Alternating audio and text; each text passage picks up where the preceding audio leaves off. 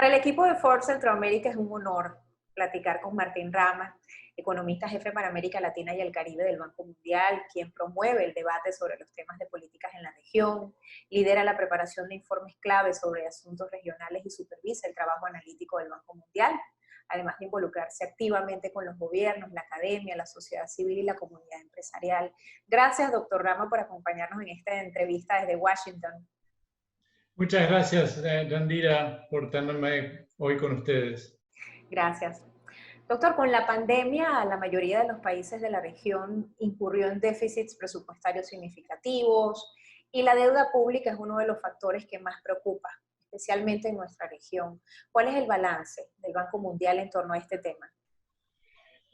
Cuando comenzó la pandemia, muchos países de la región tenían un espacio fiscal muy limitado, ¿verdad? Había excepciones, Perú, Colombia, Chile tenían más espacio, pero muchos de nuestros países llegaron a la pandemia con poca capacidad de endeudarse. Y hubo una preocupación adicional al comienzo de la pandemia, es que hubo salidas de capitales importantes, hubo nerviosismo en los mercados y no estábamos seguros si había que gastar más, como seguramente, como fue el caso, hubo que gastar más para ayudar a las familias, para ayudar a las empresas, por los gastos de salud, cómo se iba a financiar eso, ¿verdad? Parte de las buenas noticias que tuvimos este año, que no fueron muchas en este año que pasó, fue que mantuvimos el acceso a los mercados internacionales, muchos países pudieron emitir deudas, más deuda incluso que en años anteriores en los mercados internacionales, a más bajas tasas de interés y también, sobre todo, localmente. Con lo cual vimos gasto público mucho más fuerte que de costumbre, en algunos casos extraordinariamente elevado si consideramos que la posición inicial fiscal era muy restringida, ¿verdad? Por ejemplo, Brasil tuvo un programa de apoyo a los trabajadores, a las familias, enorme. Incluso fue un año en que sorprendentemente la pobreza cayó en Brasil, pese a la crisis, por la magnitud de las transferencias. En general, a través de la región, eso nos ha dado un crecimiento de la deuda pública en promedio por país de cerca de 10 puntos de producto. Y eso partiendo de un nivel alto. Es muy distinto de lo que nos pasó en la crisis global, financiera global del 2007-2008, donde el aumento de la deuda no fue tan alto y no estábamos, el punto de partida no era tan alto. De algún modo, esa es una preocupación, porque empezamos luchando con la pandemia pensando en unos meses, quizá un año, y estamos en el segundo año y todavía no hemos salido. Y el problema es que no podemos seguir corriendo una carrera que empezamos corriendo como si fueran 100 metros cuando se está volviendo una maratón. O sea que uno de los grandes desafíos que tienen los países de la región es cómo manejar el balance entre seguir ayudando a las familias, seguir ayudando al empleo y la actividad económica, pero a la vez mantener una situación de deuda que sea manejable. Y para algunos países llegaron a la crisis con una situación difícil aún antes de la pandemia, ¿verdad? Si pensamos en Argentina, si pensamos en Ecuador. Con la pandemia, por otra parte, algunos gobiernos han generado mecanismos compensatorios para la población vulnerable, pero preocupa de manera especial el sector informal, algo quizás desatendido y que la OCDE mencionó en un informe como urgente. ¿Cuál debería ser la respuesta frente a esto? El problema de la informalidad ha sido tradicional en América Latina y el Caribe, ¿verdad? Tenemos mucho más informalidad de la que se podría esperar a los niveles de desarrollo en los que estamos. No es lo mismo a través de toda la región, pero en general es alto. Y uno de los grandes problemas con esa informalidad es que no se pudo implementar el tipo de soluciones, por ejemplo, que hubo en Europa o en Estados Unidos, de tratar de mantenerle el sueldo a la gente. Lo que nos ayudó mucho durante esta pandemia es que muchos países habían establecido registros sociales. Tenían idea de quiénes eran los más necesitados, las familias más vulnerables, cómo localizarlos. Un ejemplo muy bueno fue Brasil, que utilizó los registros de su programa Bolsa Familia, que era un programa de asistencia social, para crear un nuevo programa. No todos los países han tenido ese tipo de registros y por lo tanto hemos tenido muchos casos en que la gente ha tenido que salir a trabajar igual porque no tenía ayuda. Yo diría, mirando para adelante, el tema de la formalización de la economía es uno de los desafíos que esta crisis ha puesto muy de manifiesto. Al mismo tiempo nos está dando una oportunidad para atender este problema, que es la digitalización. Estamos digitalizando todo mucho más para trabajar remotamente. Cuando las actividades están digitalizadas, es posible saber cuánto trabaja la gente, cuánto gana la gente y, por lo tanto, extender la formalización a muchos más sectores de la población. Sí.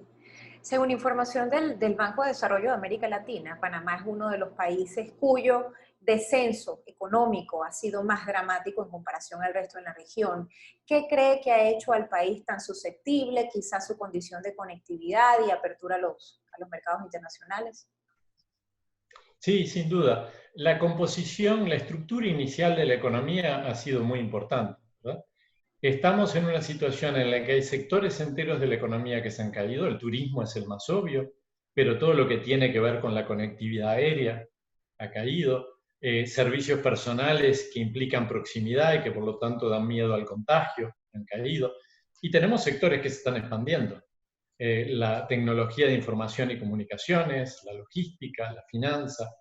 Si uno mira la estructura de los países que tenían un peso más grande de esos sectores que se están construyendo son los más afectados. Los países del Caribe, con el turismo, por ejemplo, islas del Caribe que dependían enormemente del turismo y el turismo prácticamente desapareció. Y en el caso de Panamá, el enorme rol de la conectividad en Panamá, obviamente que afectó a la economía. Lo más desconcertante sobre las previsiones económicas de la región era que algunos de los países que tenían la mejor performance, como Colombia y Chile, también estaban enfrentados a tensiones sociales que cuestionaban lo que se podría hacer.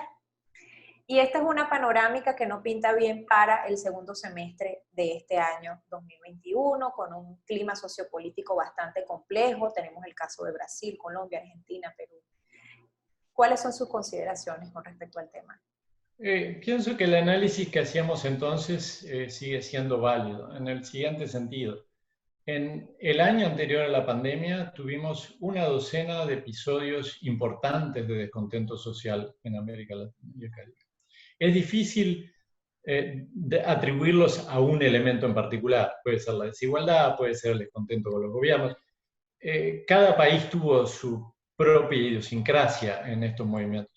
Pero estos movimientos muestran aspiraciones frustradas, expectativas insatisfechas, y encima de esto nos viene un año muy difícil, un año extraordinariamente difícil. Y ahora estamos en una situación en que hay que tomar medidas importantes, hay que mantener la estabilidad macroeconómica, hay que tratar de volver a empujar el crecimiento, y eso puede llevar a repensar gasto público, impuestos, y son años en que tenemos elecciones en muchos países de la región. Cuando escribimos nuestro informe hace un año, cuando empezó la pandemia, al final de ese informe decíamos, bueno, quizá uno de los costos más graves que pueda tener esta crisis, además del costo enorme en vidas, además del costo económico, es un retorno a políticas populistas, porque hay mucho hartazgo, mucho sacrificio, mucho tiempo duro y difícil, mucho descreimiento, porque hubo políticas públicas para tratar de contener la pandemia que en principio se hicieron bien, se hicieron como en los países avanzados y no funcionaron tan bien. Entonces, ese es uno de los desafíos grandes que tenemos en la región.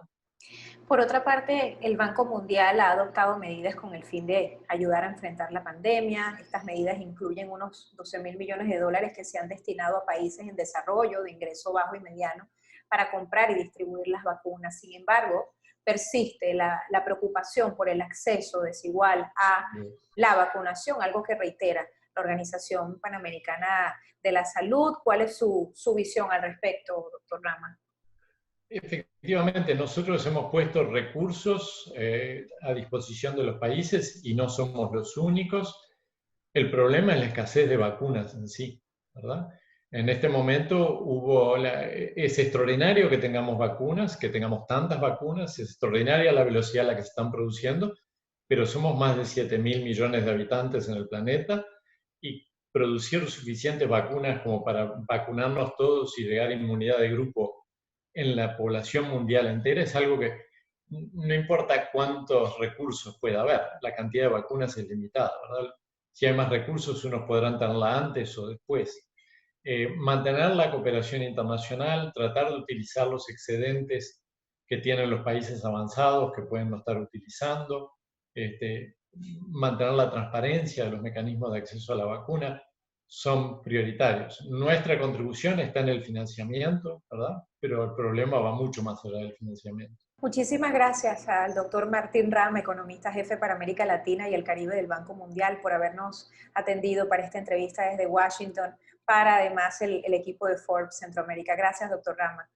Muchas gracias, Andira, y gracias a todos.